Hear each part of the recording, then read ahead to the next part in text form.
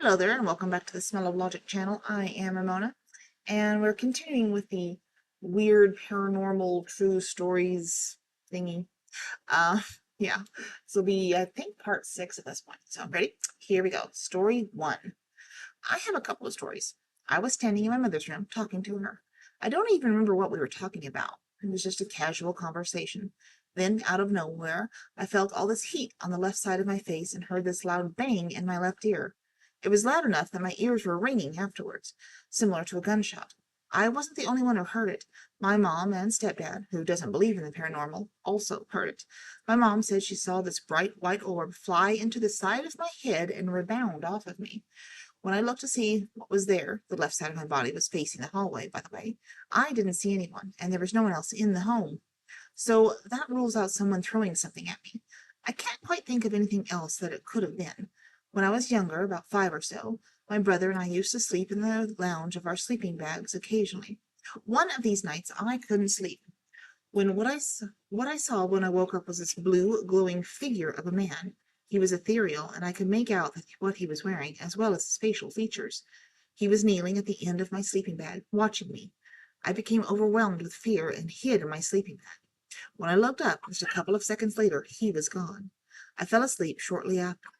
The next morning, confused, I told Mom what he looked like. She told me that it sounded like it was Gary, a very close friend of hers who was murdered a little before I was born, so I had never met him. Then Mom showed me a picture, and it was a spitting image of him. Story 2. I have more stories than I can recall off the top of my head. However, a recent one that is still with me has me absolutely perplexed. I'm a night shift pediatric nurse.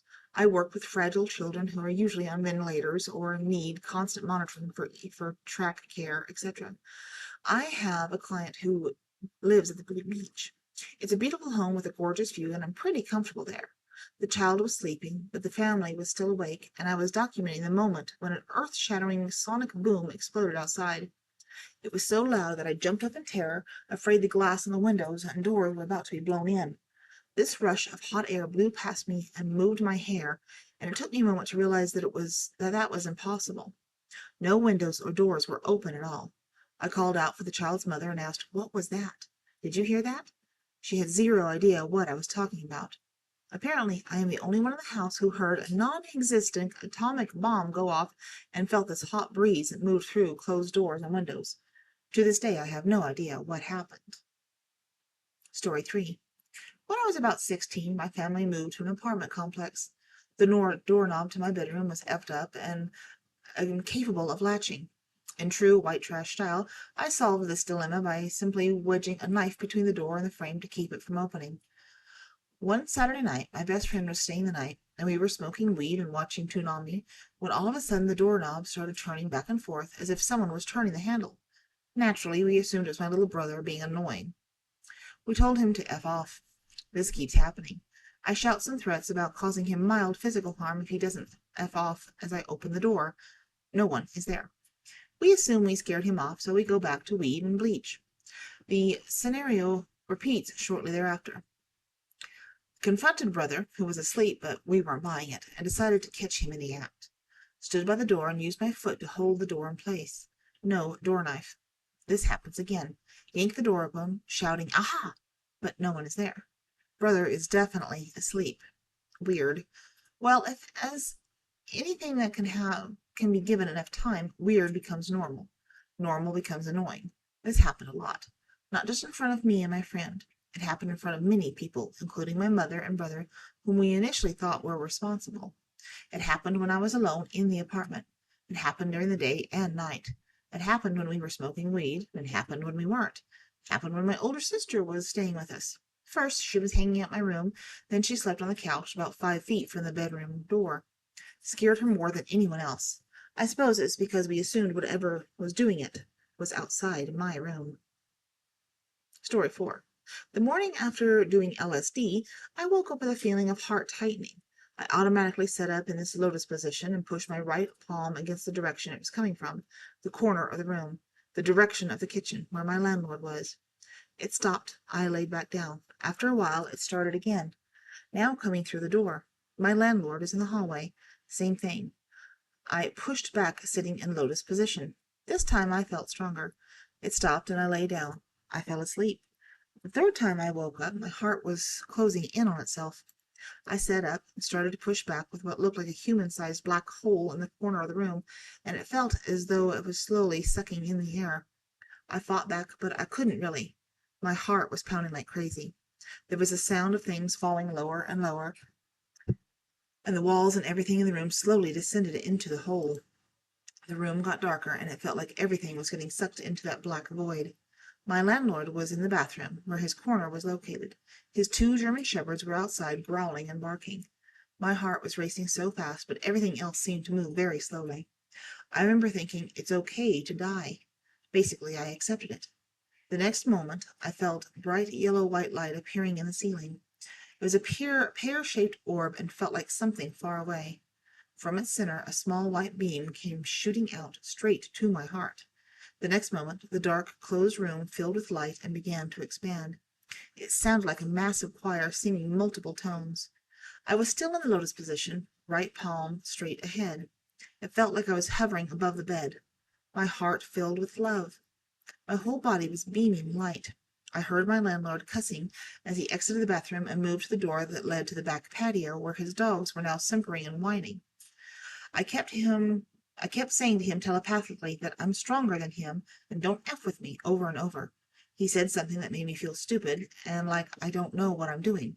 He went to comfort his dogs, saying the same to them and that I'm silly and don't know what I'm doing. I heard him walking away and closing the door with a loud bang. A fridge blocked the back gate. I collapsed on my bed. It was before noon, and I slept for 24 hours. Went back to the bathroom at 7 p.m. In the morning, I felt like a new person. I felt like the veil had lifted and I had gained new understanding. It was in the fall of 2016 in East London. I rented a room in a house where the landlord lived. It was cheap. The old guy was from Ireland. Soon after, I felt compelled to return to my home country, which I did. I did confront him about it one night when I was a little bit drunk after work. Usually, when having a conversation with him, he would constantly interrupt and make some remarks or stupid joke. This time he listened and didn't say anything after. I got no comment from him. Story 5. 25 years ago, I was home alone and saw a German shepherd run right in front of me and through a wooden door. We didn't have a dog. It was definitely a ghost. Story 6. A few years ago, while dating my now wife, I hated staying in her apartment. Stuff always moving around, a chair that got moved to a specific spot every night, no matter where we put it. I got a cheese grater thrown at me while no one else was around. Clothes that I remember folding and putting away would be found strewn across the floor. While falling asleep, I could feel something sit down next to me with so much weight. Remarkably, there seemed to be nothing there. Unexplainable noises all the time, from loud bangs to shrieks to wheezing to footsteps, and an overwhelming feeling of oppression, like the air itself was squeezing around us. Super uncomfortable. Anyway, she moved in with me partly because she couldn't handle living there. It worked out great. We're delighted now. No more hauntings, but man, did that apartment show me what my skepticism has limits. Something was not right about that place. I have no idea what. I don't even try to guess what it was. I'm just glad that we had the option to get out of there. Story 7. I saw a formation of lights fly over me at night. I was with my wife and parents, and we all saw it. It was moving slowly and steadily, with an elevation slightly above that of a helicopter, but it made no noise. I tried to record it with my phone, but it kept giving me error messages saying it couldn't do it. This was 12 years ago, on the night of July 4th in Texas. We periodically talk about it still. Story 8. When I lived with a buddy, I had several experiences with the resident ghost of the house. The first night I was there, the hallway of the house ran next to the kitchen and down towards the bedrooms. When you leave the kitchen, you take a right turn, and there are 3 bedrooms at the end of the hallway, as well as the upstairs bathroom. It was about 3 in the morning, and I went to the kitchen to grab a drink. As I exited the kitchen and turned off the light, I saw a girl at the end of the hallway. She was about 14 years old, with shoulder-length dark hair and a white dress that fell to about her knees, I think. I don't know much about this at the time. I just assumed it was a visual glitch caused by the bright lights turning off. I was incorrect. When I was taking a shower, I had the bathroom door locked. My glasses were on the counter near the sink, several inches away from the edge of the counter.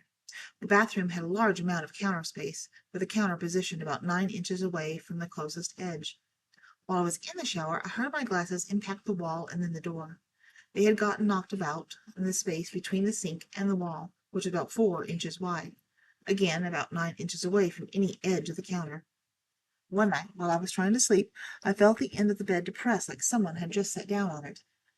One morning, while I was getting ready to start the day, my roommate's son had a toy piano in his room. We all heard it start playing random notes.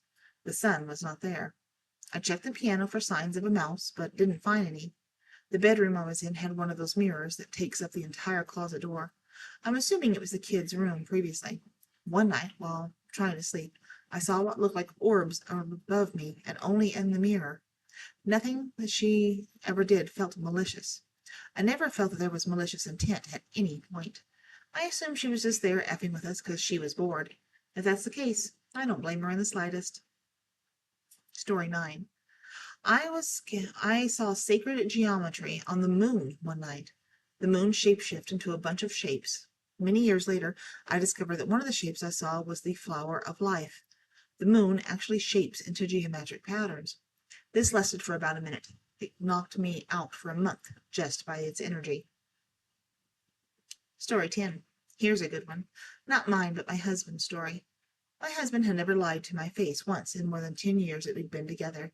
He's not crazy. This is so specific, and other people have confirmed it, so I have no explanation. Years ago, he was a correctional officer in Texas, death row, and he would have to escort inmates to the hospital when they needed to go. He would be in the hallway, seated in a chair facing the room, while another guard would be present in the room with the patient prisoner. To his left would be a dead-end hallway with 2 rooms on either side that were supposed to be empty for security, and to his right and around the corner was the nurse's station. So he's sitting in the hallway, facing the room, and to his left he watches an older woman in a hospital gown walk out of one of the rooms across the hallway into the other room. Well, he gets up to investigate because there's not supposed to be anyone down there, and he goes into the room that she went into, and it was scrubbed clean. He goes to the other room from which she had come out of, and it was also scrubbed clean.